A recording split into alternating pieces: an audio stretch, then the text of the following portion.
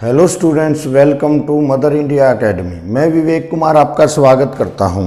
तो हमारी हिस्ट्री की जो सीरीज चली हुई है उसको हम आगे बढ़ाते हुए आज पूर्व वैदिक काल के बारे में जानकारी प्राप्त करेंगे। इससे पहले हमने वैदिक जो सभ्यता थी उसके बारे में बेसिक जो है उसको पढ़ने की कोशिश की थी। तो सबसे पहले देखिए, जो पूर्व वैदिक काल है उसका समय 1500 ईसा पूर्व से लेके 1000 ईसा पूर्व तक का समय रहा है।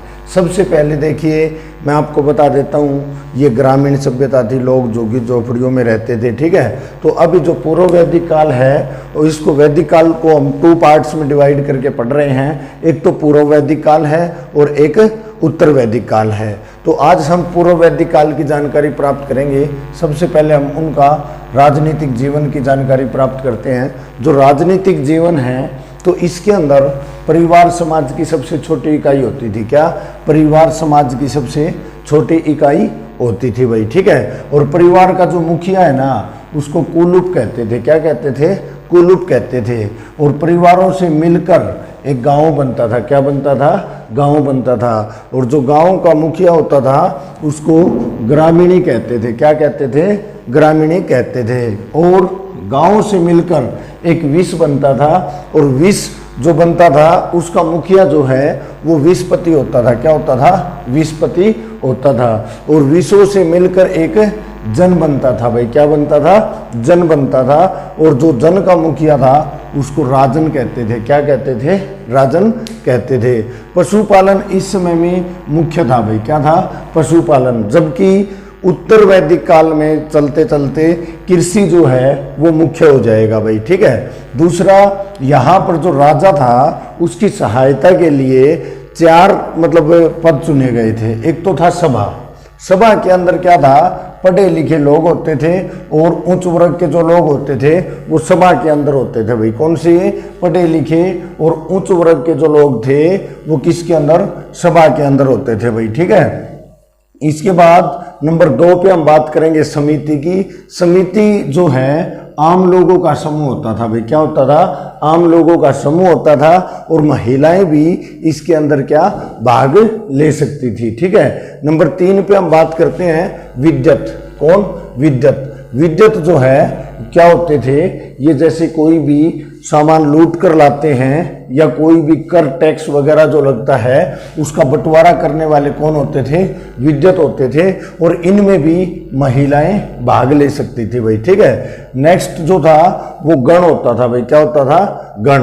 गण के अंदर जो है कुलीन वर्ग होते थे भाई। कौन से होते थे? गण के अंदर कुलीन वर्ग होते थे। और सभा और समिति जो है ना ये क्या बताई जाएंगी आगे चलकर? ये प्रजापति की पुत्रियां बताई जाएंगी। कौन? सभा और समिति ये आगे चलकर प्रजापति की पुत्रियां बताई जाएंगी। और राजा के है ना इस समय में पूर्व वैदिक काल में 7 रत्नीन होते थे भाई। क्या होते थे? 7 रत्नीन होते थे, जो कि उत्तर वैदिक काल में चलते चलते कितने हो जाएंगे? 17 हो जाएंगे स्टूडेंट्स। ठीक है। अब राजा जो था उसकी सेना है ना स्थायी नहीं होती थी, अस्थायी सेना होती थी। जैसे कोई युद्ध होता था कोई, तो उसके अंदर सेना को भर्ती कर लिया जाता था भाई। ठीक है। और कबीलों में रहते थे लोग। क्या? किस में रहते थे? कबीलों में रहते थे। सभा और जो समिति थी, कौन कौन? सभा और जो समिति थी ये मिलकर क्या करते थे? राजा का चुनाव करते थे भाई। सभा और समिति मिलकर क्या करते थे? राजा का चुनाव करते थे। और जो राजा था उसकी सहायता के लिए, राजा की सहायता के लिए किन की? ये जो रत्नीन होते थे ये राजा की सहायता के लिए होते थे। युद्ध वगैरह का जो समय होता था या कोई भी समय था उस समय राजा की क्या करते थे? ये सहायता करते थे भाई। ठीक है। एक थे भाई सपस, ये भी राजा की सहायता के लिए थे। ये राजा के गुप्तचर होते थे। ये नॉर्मल समय में या आक्रमण के समय में जो भी गुप्त सूचनाएं हैं वो देने का काम कौन करते थे? सपस करते थे भाई। ठीक है। पुरोहित। पुरोहित राजा को धार्मिक सलाह देते थे भाई। पुरोहित क्या करते थे? राजा को धार्मिक सलाह देते थे भाई।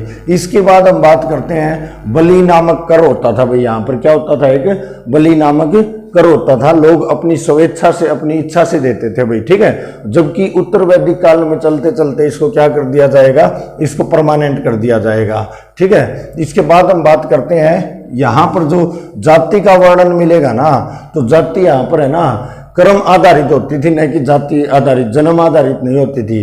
कर्म आधारित का मतलब है जैसे एक घर के अंदर 4 पुत्र हैं तो चारों अलग अलग धर्म अपना सकते हैं। जो धार्मिक है उसको ब्राह्मण कहते थे, जो युद्ध में भाग लेता है उसको क्षत्रिय कहते थे, और शूद्र जो मतलब जैसे कि सेवा करने वाले शूद्र थे, और जो वैश्य थे व्यापारी वर्ग के लोगों को यहाँ पर वैश्य कहा जाता था भाई, ठीक है। तो यहाँ पर मतलब जो जाति है वो किसके बेस पे थी, कर्म के आधार पर थी, न कि जन्म के आधार पर।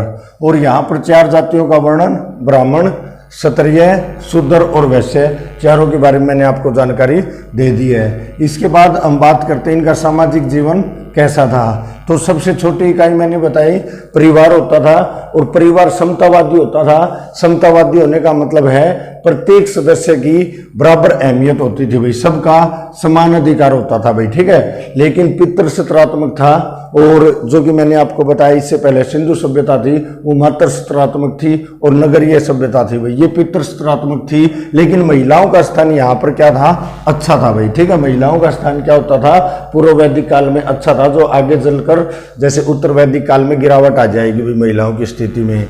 अब हम बात करते हैं दास प्रथा का वर्णन भी मिलता है भाई, यहाँ पर क्या है, दास प्रथा का वर्णन भी मिलता है। और महिलाओं का स्थान जो था वो उच्च था भाई, ठीक है। जैसे कि पढ़ी लिखी जो महिलाएं होती थी उनको विषौजारा, लोपामुद्रा, अपाला, सिक्ता, गोसा, इस समय की क्या होती थी, पढ़ी लिखाई महिलाएं होती थी भी, क्या होती थी, पढ़ी लिखी महिलाएं होती थी भाई, ठीक है। महिलाओं की स्थिति अच्छी होने के कारण पुनर्विवाह कर सकती थी। नियोग देवर, नियोग देवर होता है जैसे किसी की पति की मृत्यु हो जाती है, उसका देवर घर पर मतलब जैसे अनमैरिड है यानी जिसका विवाह नहीं हुआ उसके साथ विवाह कर लेते थे, तो उसको क्या बोलते हैं, नियोग देवर बोलते हैं। पूछ लिया जाता नियोग देवर व्यवस्था किस समय में रही है, तो पूर्व वैदिक काल के अंदर रही है।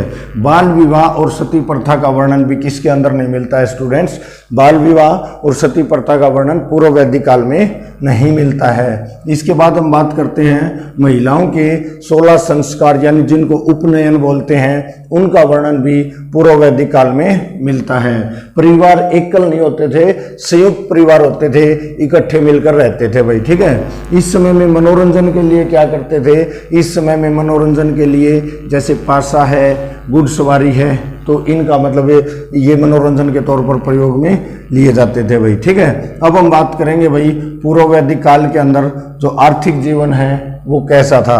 आर्थिक जीवन के अंदर हमें देखिए पशुपालन जो है वो मुख्य होता था भाई। पशुपालन क्या होता था, मुख्य होता था, कृषि मुख्य नहीं होती थी भाई, ठीक है।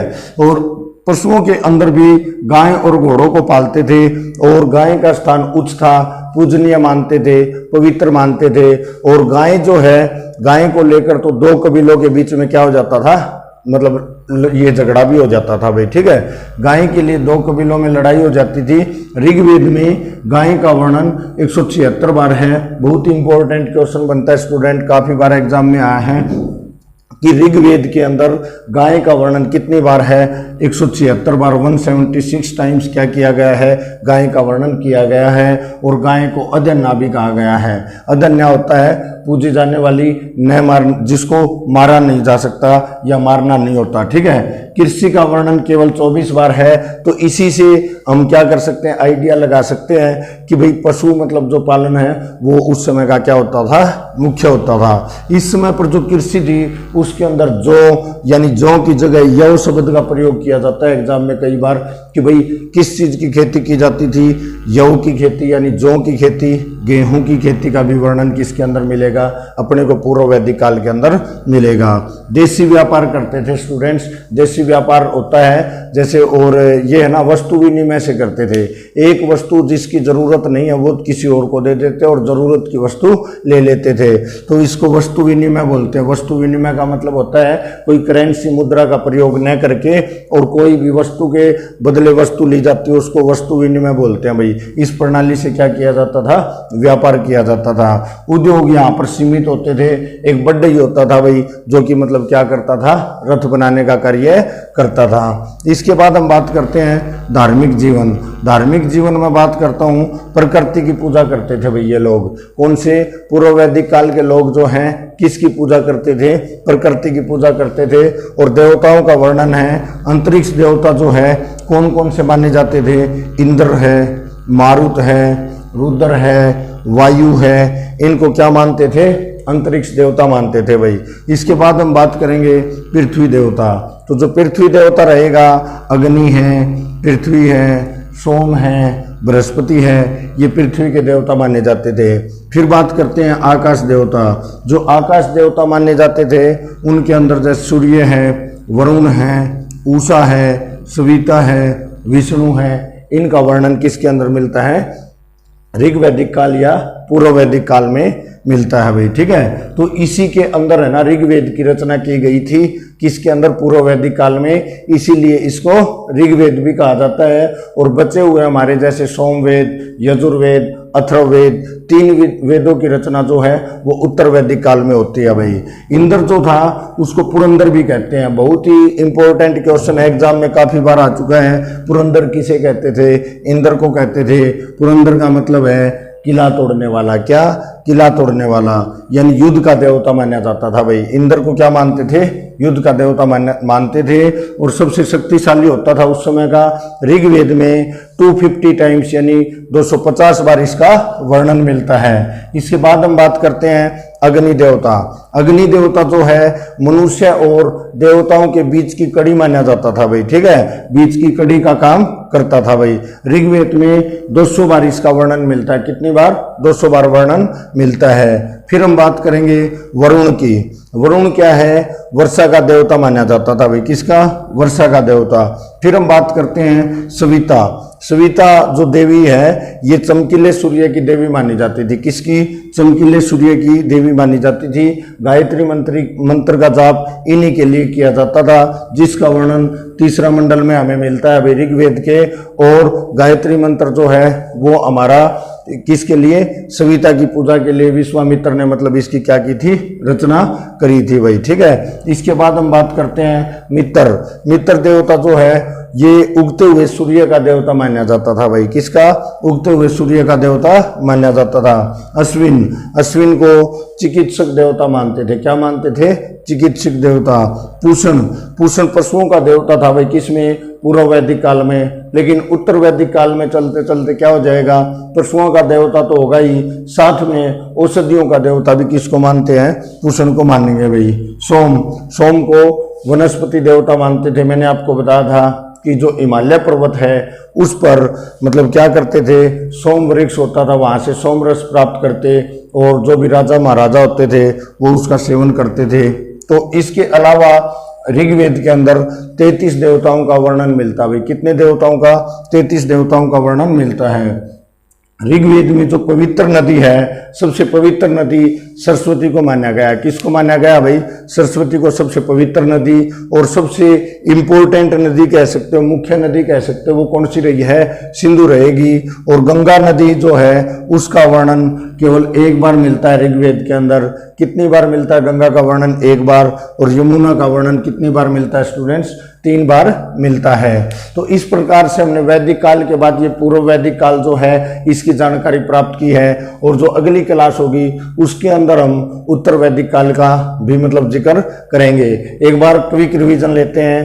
पूर्व वैदिक काल, इसको ऋग वैदिक काल भी कहते हैं क्योंकि इसमें ऋग्वेद की रचना हुई थी। 10 मंडल है, पहला और 10वां सबसे नया मंडल है, दूसरा 7वां बिल्कुल इसमें सबसे पुराना मंडल रहेगा भाई। ठीक है, 1500 से 1000 ईसा पूर्व इसका समय रहा है। परिवार सबसे छोटी इकाई होती थी, उसके मतलब जो ये कुलूप कहते थे उसके मुखिया को। ठीक है, और फिर ग्रामीण मतलब परिवारों से मिलके गांव बनता था, गांव से मिलके विश्व बनता था, विश्व से मिलके जन बनता था। सभा और समिति को प्रजापति की पुत्रियां माना जाता है, और रत्नीन 7 होते थे। और जो राजा का चुनाव करते थे उसके अंदर सहायता कौन करते थे भाई, ये हमारा सभा और समिति ये मिलकर चुनाव करते थे राजा का। लोग कबीलों में रहते थे, ठीक है। रत्नीन 7 थे। सपस जो इसके गुप्तचर होते थे राजा को, उसको कहते थे भाई, ठीक है। और बलि नामक कर यहाँ पर स्वेच्छा से अपनी इच्छा से दे देते हैं। और कर्म आधारित मतलब जाति थी ना कि जन्म आधारित नहीं होती थी भाई, ठीक है। परिवार समतावादी होते थे। महिलाओं की जो स्थिति थी वो अच्छी थी, पुनर्विवाह कर सकती थी। और इसके अलावा मैं आपको बता देता हूं कि यहाँ पे नियोग देवर भी कर सकती थी, ठीक है। इसके अलावा जैसे विषव, जारा, लोपामुद्रा, अपाला, सिकता, गोसा पढ़ी लिखी महिलाएं मानी जाती थी भाई, ठीक है। पशुपालन मुख्य था, कृषि मुख्य नहीं था भाई यहाँ पर, ठीक है। इसकी वजह भी मैंने आपको बताया था कि सबसे ज्यादा बार जैसे ऋग्वेद के अंदर वर्णन 176 बार किसका, गाय का वर्णन किया गया है, ठीक है। अजन्या पूजने वाली, जिसको न मारने वाला जीव मानते थे भाई। कृषि का वर्णन केवल 24 बार मानते हैं। इसके अंदर वर्णन मिलता है कि इसके अंदर ऋग्वेद के अंदर प्रकृति की पूजा करते थे। इंद्र को पुरंदर कहते थे, यानी सब किला तोड़ने वाला देवता, सबसे शक्तिशाली देवता। इसके अलावा वरुण था, वर्षा का देवता। सविता चमकीले सूर्य की देवी, जिसके लिए गायत्री मंत्र का जाप किया जाता है, जो कि तीसरे मंडल में मिलता है। मित्र उगते सूर्य का देवता, अश्विन चिकित्सा देवता, पूषण जो है पशुओं का देवता, आगे चलकर क्या हो जाएगा, औषधि देवता भी माना जाएगा।